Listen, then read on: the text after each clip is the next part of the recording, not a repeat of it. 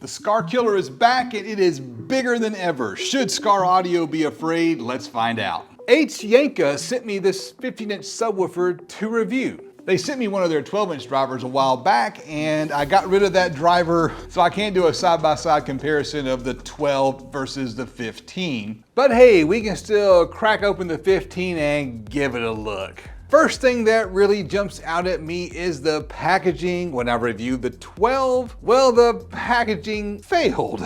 Other content creators had the same problem. I'm not sure if they did something different or if it's just luck, but this one seemed to be packed much better.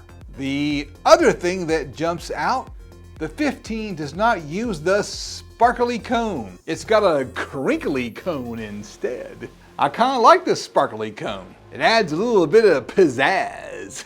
You will also notice that the logo is a bit different. The 15 is the H Yanka and the 12 has this combination H and I, making it the High Yanka. So I guess the 12 is a High Yanka and the 15 is an H Yanka. Anyway, whatever the name is, H Yanka threw in this gasket material here. I'm not really sure if you need this since the sub already has a very thick rubber gasket. Whenever I've used a sub with that thick rubber gasket like this, I've always just thrown it into the enclosure and it worked just fine. Tell me down in the comments, what do you think? If there's a big thick rubber gasket that comes with the subwoofer, do you need to add any gasket material to the enclosure? Pulling the subwoofer out of the box, the first thing that I noticed is it wasn't very heavy, which is a bit of a red flag. I was expecting this 1000-watt 15-inch driver to be a little bit more beefy. Looking at the back of the sub, it seems to use the same basket as the 12, it's just bigger. Another difference, the 12 had an Amazon logo on the magnet, implying that this was an Amazon brand, which it's not. The 15 doesn't have that logo. Like the 12, there is a ring holding the spider in place, and the dual voice coils have stitched tinsel leads. In this shot right here, you can see that ring and the bolts that hold it down. And here's a shot of those tinsel leads. Just like the 12, the spider is black with red stitching. Now to me, it really seems like the 15 is exactly like the smaller 12, just with a bigger basket and a bigger cone. It appears that both use the exact same size magnet. Total item weight on the Amazon listing for the 15 is just a half a pound heavier than the 12. If I can find more specifications, I'll put them up on the screen here for you to look at, and you can just hit pause and look at that. Now, back when I reviewed the 12-inch version of this sub, I called it the SKAR killer. So the question is, how does the 15 stack up against SKAR Audio, the budget king? Now, I don't have a SKAR 15 on hand to compare it to, but we'll look up the specs on one of the SKAR 15s here in a bit, so keep watching. In the meantime, for comparison, I do have a 15-inch subwoofer. I built this box right here for this NVX 15, and we'll just pop it out, put them side by side, and compare the two subwoofers. So this is the only other 15-inch driver that I have on hand to compare it to. Both of them seem to have about the same size frame, and both have this nice big thick rubber gasket. This is a 600 watt RMS driver.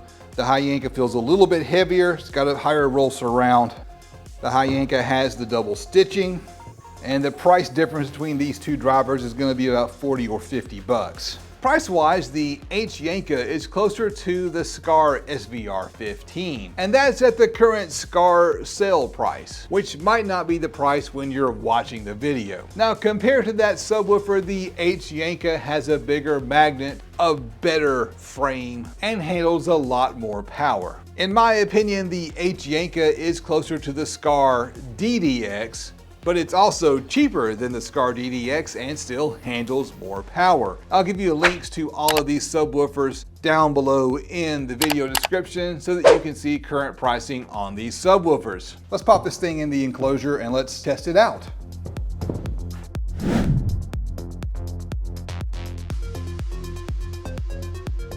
Make sure you drill pilot holes before you start screwing. I like to set the clutch on these things so that the screwdriver will stop.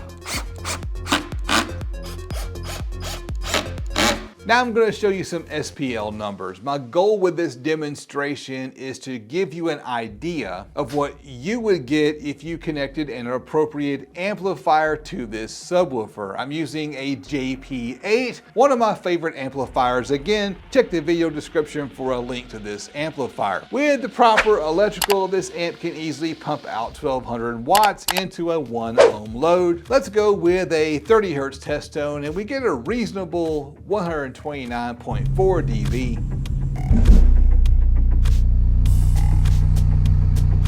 With about 900 watts and just under 2 ohms. Now I got bigger numbers when I tested the 12-inch version of this subwoofer. That's because I was abusing this sub. When Yanka first reached out to me, I just assumed that they were making garbage product. So I used a JP23 for my test of the 12-inch version of the sub, and I was pushing well over double the rated power into that subwoofer, hoping to blow it and make an entertaining video. It had no trouble taking that kind of power, and the 15 uses the same magnet and same voice coil, so there's no reason to expect the 15 couldn't handle that kind of abuse as well. At 40 hertz, we see the same number, but with less power.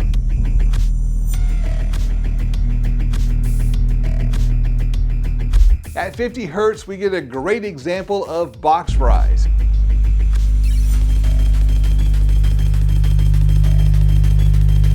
We're now at 7.5 ohms, and at that higher resistance, we only get 221 watts, but we get 131.5 dB. And hey, it's a lot easier to get loud at higher frequencies. At 60 hertz, we get 132.3 dB.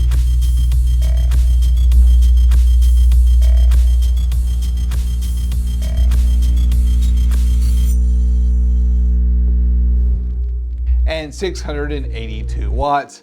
And hey, this is plenty loud for your average daily driver. How does it sound? Before we talk about that, I want to take a second to thank all of my patrons, especially those $25 patrons like Bo, Dylan, Fargo, JD America, David, and Baba. All of my $10 patrons are scrolling across the screen right now. Check the link below to join me on Patreon.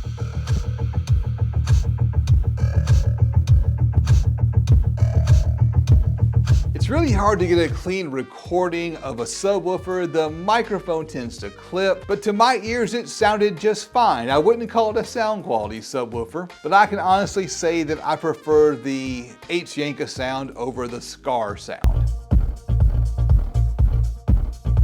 It's a well-built sub, it performs great given the price point, and SKAR audio should be scared. No doubt it would sound better if it were in a custom designed enclosure. To see the video where I designed and built this box, click right here. To see my review of the Yanka 12, click right here. I'm Justin, this is the DIY Audio Guy YouTube channel. Click right here to subscribe, and I will see you on the next one.